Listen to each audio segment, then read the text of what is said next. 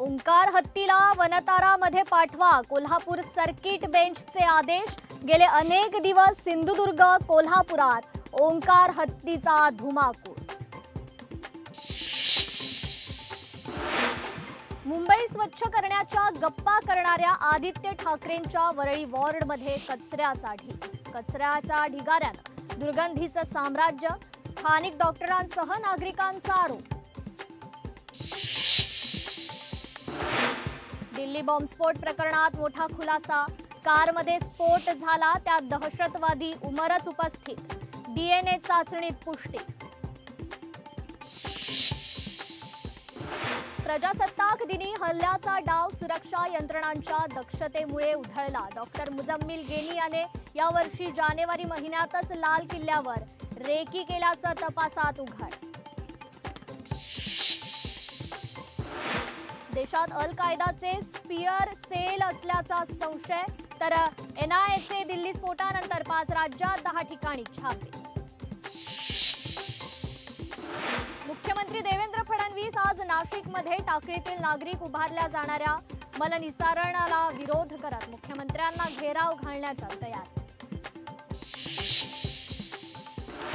मुंबईत सुशोभीकरणाच्या नावाखाली खर्च करण्यात आलेले 100 कोटी धुळखात पडून मुंबईत सुशोभीकरणाची दुरवस्था।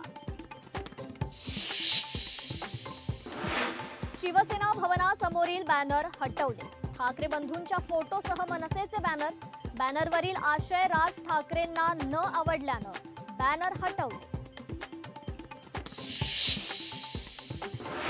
मुंबईत कचरा संकलनात 3000 कोटींचा घोटाळा, कचरा वेचक कर्मचाऱ्यांचा आरोप, धोकादायक गाड्यांमधून प्रवास करतायत कचरा वेचक कर्मचारी।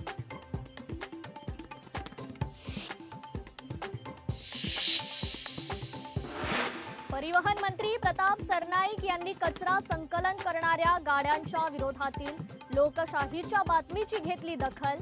सरनाईकांनी या गाड्यांवर कारवाई करण्याचे दिले निर्देश।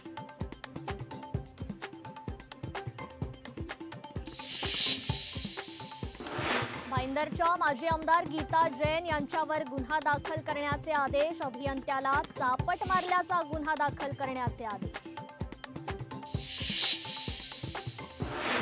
2005 साली केलेल्या हिंसाचार प्रकरणातून खासदार रवींद्र वायकर आणि तत्कालीन अविभाज्य शिवसेनेच्या 28 कार्यकर्त्यांची पुराव्याअभावी सुटका।